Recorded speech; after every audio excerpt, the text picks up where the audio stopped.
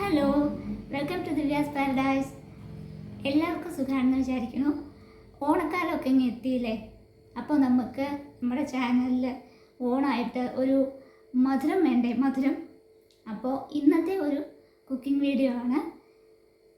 അപ്പോൾ ഞാൻ വീഡിയോ ഒക്കെ എടുത്ത് കഴിഞ്ഞു. ഇപ്പോൾ ഇനി മേലൊക്കെ കഴുകി വന്ന് ഒരു ഇൻട്രോ എടുക്കാം എന്ന് വിചാരിച്ചു, നല്ല വൃത്തിയായിട്ട്. അപ്പോൾ അതേ ഇന്നത്തെ നമ്മുടെ സംഭവം ഇതാണ് കേട്ടോ. ഇതെന്താണെന്ന് മനസ്സിലായോ? ഒരു പായസം. ഞാൻ യൂട്യൂബ് ചാനലിൽ നിന്ന് വേറൊരു യൂട്യൂബ് ചാനലിൽ നോക്കിയിട്ട് അതിലിങ്ങനെ റെസിപ്പി കണ്ടു. അപ്പോൾ വളരെ ഈസി ആയിട്ട് ഉണ്ടാക്കാൻ പറ്റും എന്ന് വിചാരിച്ച് ഞാൻ തുടങ്ങി. ആദ്യമായിട്ടാണ് ഞാൻ ഇതുണ്ടാക്കണം കേട്ടോ. ഇതെന്താണെന്ന് വെച്ചാൽ പായസം.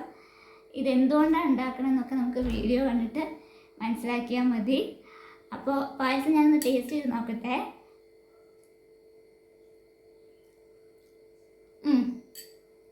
മധുരം ഒരിത്തിരി കൂടി നിൽക്കുന്നുണ്ട്, പക്ഷെ കുഴപ്പമില്ല. ഞാൻ വിചാരിച്ച അത്ര മോശമായിട്ടില്ല. അപ്പോൾ ഫസ്റ്റ് അറ്റംപ്റ്റ് കറക്റ്റായി വന്നിട്ടുണ്ട്. അപ്പോൾ ഇതെങ്ങനെ ഉണ്ടാക്കണം ഇതിൻ്റെ സംഭവങ്ങളൊക്കെ ഞാൻ വീഡിയോ എടുത്തിട്ടുണ്ട്. അപ്പോൾ ഇന്നത്തെ നമ്മുടെ വീഡിയോ പായസം വീഡിയോ കണ്ടോളൂ. പായസത്തിന് വേണ്ട സാധനങ്ങൾ: നേന്ത്രപ്പഴം, ഒരു നേന്ത്രപ്പഴമാണ് എടുത്തിരിക്കുന്നത്. ചെറുതായിട്ട് മുറിച്ച് വെച്ചിട്ടുണ്ട്. നന്നായിട്ട് കട്ട് ചെയ്താൽ അത്രയും നന്നായി. ഇത് അവലാണ്. അവൽ മട്ടരിയുടെ അവലാണ് കേട്ടോ. വെളുത്ത അവലാണെങ്കിലും എടുക്കാം. ഇത് തേങ്ങയുടെ 2ാം പാല്. ഇത് 1ാം പാല്. ശർക്കര ഉരുക്കി വെച്ചിട്ടുണ്ട്. ചൂടുവെള്ളത്തിൽ ഇറക്കി വെച്ചിരിക്കുകയായിരുന്നു, എന്നിട്ട് കട്ടിയായി പോകാതിരിക്കാൻ വേണ്ടിയിട്ട്. അണ്ടിപ്പരിപ്പും മുന്തിരി. ഏലക്കാപ്പൊടി വേണം.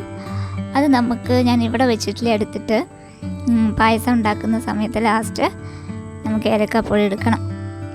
അത് പൊടിച്ചെടുത്തിട്ട് വേണം.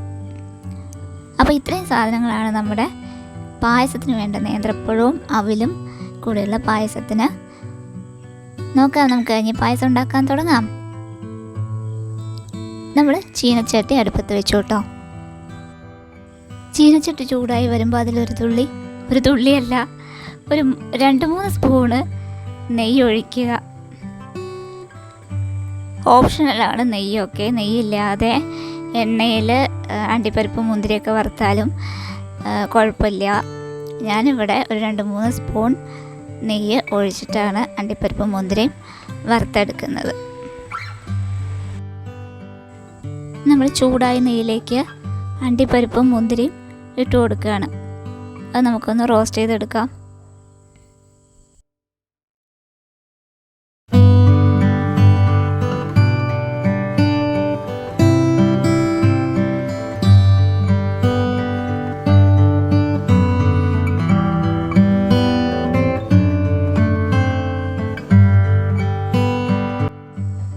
ബാക്കിയുള്ള നെയ്യിലേക്ക് നമുക്ക് അവൽ ഇട്ട് കൊടുക്കാം. അവലും പഴവും ഒക്കെ നെയ്യിലിട്ടൊന്ന് ചൂടാക്കി എടുക്കണം, ഒരു ടേസ്റ്റിന് വേണ്ടിയിട്ട് കേട്ടോ. ഈ ഒരു സ്റ്റെപ്പ് നിർബന്ധമില്ല, നെയ്യ് തന്നെ നിർബന്ധമില്ല എന്ന് ഞാൻ പറഞ്ഞുവല്ലോ. അപ്പോൾ അത്രയും ഹെൽത്ത് കോൺഷ്യസ് ആയവർക്ക്, നെയ്യിൻ്റെ ടേസ്റ്റ് ഇഷ്ടമില്ലാത്തവർക്ക് ഈ ഒരു ഭാഗം ഒഴിവാക്കാം. നമ്മുടെ അവലാണെങ്കിലും അതുപോലെ പഴമാണെങ്കിലും 2ാം പാലിൽ നേരിട്ട് വേവിച്ചിട്ട് ശർക്കരയൊക്കെ ചേർത്തിട്ട് അങ്ങനെ ചെയ്യാം. ഇതിപ്പോൾ ഞാൻ ഇങ്ങനെ ഒന്ന് ചെയ്തു എന്ന് മാത്രം.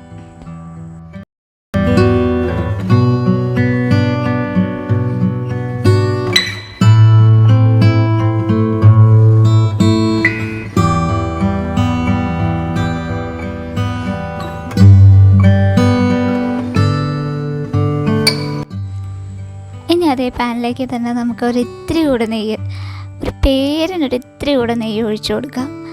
ഇവിടെയും നെയ്യ് അധികം ഉപയോഗിക്കുന്ന കൂട്ടത്തിലല്ല, എന്നാലും ഞാനും അച്ഛനും ഒക്കെ നെയ്യിൻ്റെ ടേസ്റ്റ് ഇഷ്ടമുള്ള ആൾക്കാരാണ്.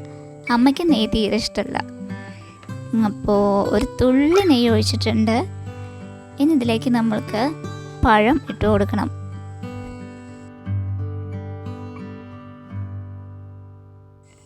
നെയ്യിലേക്ക് നമ്മൾക്ക് പഴം മുറിച്ച് വെച്ചത് ഇട്ട് കൊടുക്കാം. നേന്ത്രപ്പഴമാണ്. ഒരുപാട് പഴുത്തത്, അതായത് വല്ലാതെ പഴുത്തത് അല്ല, ഇത് ഒരു മീഡിയം പഴുപ്പായിട്ടേ ഉള്ളൂ. അപ്പോൾ അത് ചെറിയ കഷ്ണങ്ങളാക്കി, ഇതിലും ചെറിയ കഷ്ണങ്ങൾ ആക്കിയാൽ അത്രയും നല്ലതാണ് കേട്ടോ.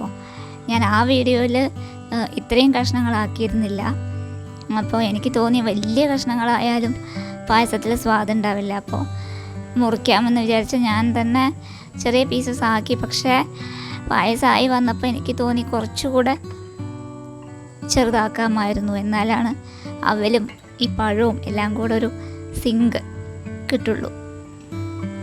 അപ്പോൾ ഞാൻ ഒരുപാട് നേരം അത് തിളപ്പിച്ച് സോഫ്റ്റാക്കി കുറച്ചൊക്കെ ഉടച്ചു കൊടുത്ത് അങ്ങനെ സെറ്റാക്കി എടുത്തു.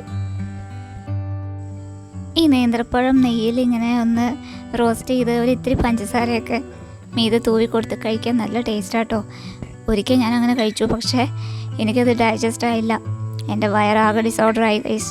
അതിനുശേഷം ഞാൻ അങ്ങനെ ചെയ്യാറില്ല. പക്ഷേ അപാര ടേസ്റ്റാണ് അതിന്. ഇത് കാണുമ്പോൾ എനിക്കത് ഓർമ്മ വരുന്നു.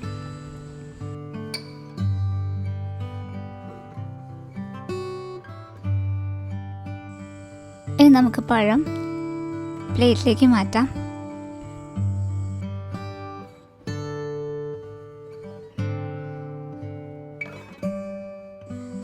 ഇനി നമുക്ക് പായസം വയ്ക്കാൻ തുടങ്ങാം. റോസ്റ്റിങ്ങും കാര്യങ്ങളൊക്കെ കഴിഞ്ഞു. ഇനി പായസം വയ്ക്കാൻ ചൂട് കട്ടിയുള്ള ഒരു പാത്രം എടുത്ത് അതിലേക്ക് നമ്മൾ ശർക്കരപ്പാനി ഒഴിച്ചു കൊടുക്കുകയാണ് ആദ്യം.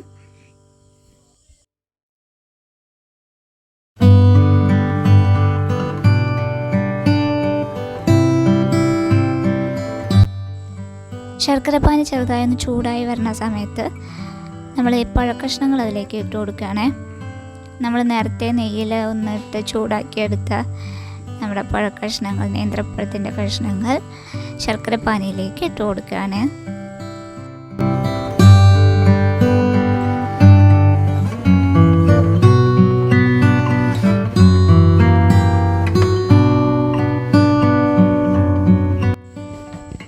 പഴം ശർക്കരപ്പാനിയിൽ കിടന്ന് ഇങ്ങനെ തിളയ്ക്കുന്നുണ്ട്. ഇടയ്ക്ക് നമ്മൾ ഇളക്കി കൊടുക്കണം. അടിയിൽ പിടിക്കില്ല എന്നുള്ള വിശ്വാസത്തിൽ ഇരിക്കണ്ട. അപ്പോൾ ഇടയ്ക്കിടയ്ക്ക് നമ്മളൊന്ന് ഇളക്കി കൊടുക്കണം. ഇനി നമുക്കിതിലേക്ക് കുറച്ച് രണ്ടാം പാൽ, തേങ്ങയുടെ രണ്ടാം പാൽ കുറേശ്ശെ ഒഴിച്ചു കൊടുക്കാം. എല്ലാം കൂടെ ആദ്യം തന്നെ ഒന്നിച്ചൊഴിക്കരുത്. കുറച്ച് ആദ്യം ഒഴിച്ചു കൊടുക്കുക. എന്നിട്ട് അത് തിളച്ച് വന്നിട്ട് പിന്നെ ആവശ്യമുണ്ടെങ്കിൽ മാത്രം ഒഴിച്ചു കൊടുത്താൽ മതിയാവും. എല്ലാം കൂടെ ആദ്യം ഒഴിച്ചാൽ ഒത്തിരി വെള്ളമായിപ്പോയാൽ പിന്നെ ഒന്നും ചെയ്യാൻ പറ്റില്ല. അപ്പോൾ കുറച്ച് രണ്ടാം പാൽ ഇപ്പോൾ ഒഴിച്ചു കൊടുത്തിട്ടുണ്ട് കേട്ടോ. ഇനി അതിലൊന്ന് കിടന്ന് തിളക്കട്ടെ. മധുരം കുറച്ച് കുറവുണ്ട്, അതുകൊണ്ട് ശർക്കര ഇനിയും വേണം എന്നാണ് അമ്മയുടെ ഒരു കാൽക്കുലേഷൻ. അതുകൊണ്ട് ഞാൻ 2 അച്ച് ശർക്കര എക്സ്ട്രാ ആഡ് ചെയ്തിട്ടുണ്ട് കേട്ടോ. അപ്പോൾ ഇനിയിപ്പോൾ ഇത് കരടില്ലാത്ത ശർക്കരയാണ്.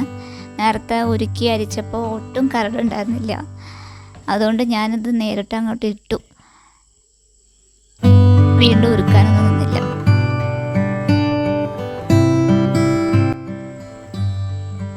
ശർക്കരയൊക്കെ നന്നായിട്ട് ഉരുകി വന്നു. ഇനി നമുക്ക് അവൽ ചേർക്കാം. ഇപ്പോഴാണ് അവൽ ചേർക്കേണ്ടത്. നേരത്തെ നമ്മൾ നെയ്യിൽ ഒന്ന് റോസ്റ്റ് ചെയ്ത് വെച്ചിരിക്കുന്ന നമ്മുടെ മട്ട അരിയുടെ അവൽ, മട്ട അവലാണ്. വെളുത്ത അവലാണെങ്കിലും കുഴപ്പമില്ല, ഏതെങ്കിലും ഒരു അവൽ. അപ്പോൾ നമ്മൾ അവൽ ചേർത്തിട്ടുണ്ട്. ഇനി രണ്ടും കൂടെ നന്നായിട്ടൊന്ന് വെന്ത് വരട്ടെ.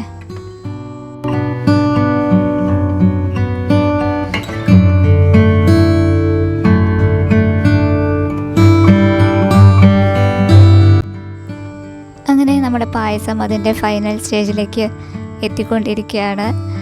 തേങ്ങയുടെ രണ്ടാം പാലിൽ കിടന്ന് പഴവും അവലും ഒക്കെ നന്നായി വെന്ത് യോജിച്ച് വന്നിട്ടുണ്ട്. ഇനി നമ്മളിതിലേക്ക് 1-ാം പാൽ ഒഴിച്ചു കൊടുക്കുകയാണ് കേട്ടോ.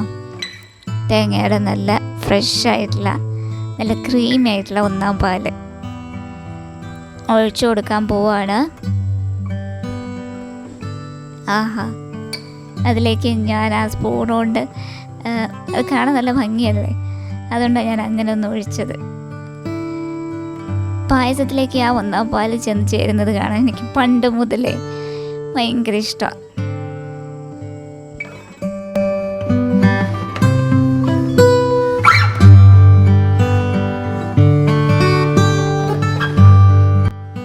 ഒന്നാം പാൽ ഒഴിച്ചു കഴിഞ്ഞാൽ പിന്നെ നമ്മളത് തിളയ്ക്കേണ്ട ആവശ്യമില്ല.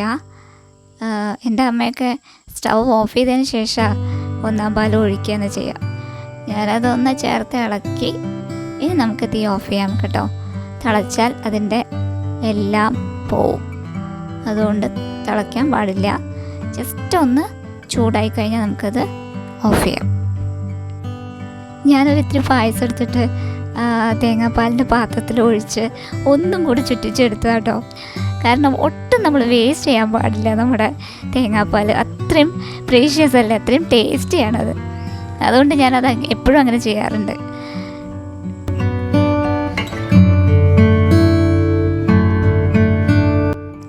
അങ്ങനെ തീയെല്ലാം ഓഫ് ചെയ്തു. ഇനി ഗാർണിഷിങ്ങിനുള്ള സമയമാണ്. വറുത്ത് വെച്ച അണ്ടിപ്പരിപ്പ് മുന്തിരി നമ്മളതിൻ്റെ മുകളിൽ ഇട്ട് കൊടുക്കുകയാണ്.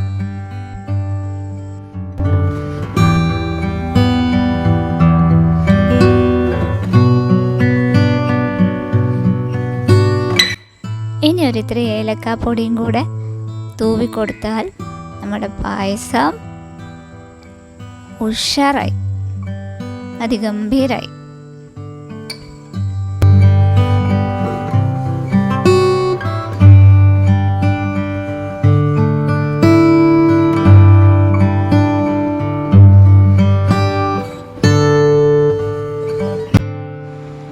അങ്ങനെ നമ്മുടെ നേന്ത്രപ്പഴം അവൽ പായസം ഇവിടെ റെഡി ആയിരിക്കുകയാണ്. ഈ ഓണത്തിന് ഞാനുണ്ടാക്കുന്ന ആദ്യത്തെ പായസം കേട്ടോ.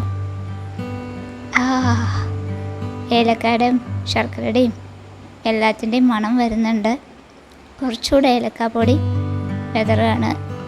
എനിക്ക് ഭയങ്കര ഇഷ്ടമാണ് ഏലക്കയുടെ മണം. അപ്പം ഞാൻ അത് കുറച്ചധികം ഇടും. ഈ ഓണത്തിന് ഇപ്പോൾ ഈ ഓണത്തിന് ഇപ്പോൾ ആദ്യമായിട്ട് ഉണ്ടാക്കുന്ന പായസം അത്. ഓണം അടുത്ത ആഴ്ചയാണ് ഉള്ളതെങ്കിലും ഇന്നേ നമ്മൾ പായസമൊക്കെ വെച്ചു. അപ്പോൾ നമ്മുടെ ചാനലിൽ ഈ പായസത്തോടു കൂടി നമ്മുടെ ഓണാഘോഷം തുടങ്ങുകയാണ് കേട്ടോ. അപ്പോൾ എല്ലാവരും ഉണ്ടാക്കി നോക്കൂ, നല്ല സൂപ്പർ പായസമാവും. അങ്ങനെ നേന്ത്രപ്പഴം അവൽ പായസം എല്ലാവർക്കും ഇഷ്ടപ്പെട്ടു എന്ന് വിചാരിക്കുന്നു. ഉണ്ടാക്കി നോക്കിയിട്ടില്ലാത്തവർ ഒന്ന് ഉണ്ടാക്കി നോക്കുക. എന്നിട്ട് അഭിപ്രായം കമൻറ്റ് ബോക്സിലിടണേ. നമുക്കിനി വീണ്ടും നല്ല നല്ല വീഡിയോസുമായിട്ട് വീണ്ടും കാണാം. അതുവരേക്കും ടാറ്റാ, ബൈ ബൈ.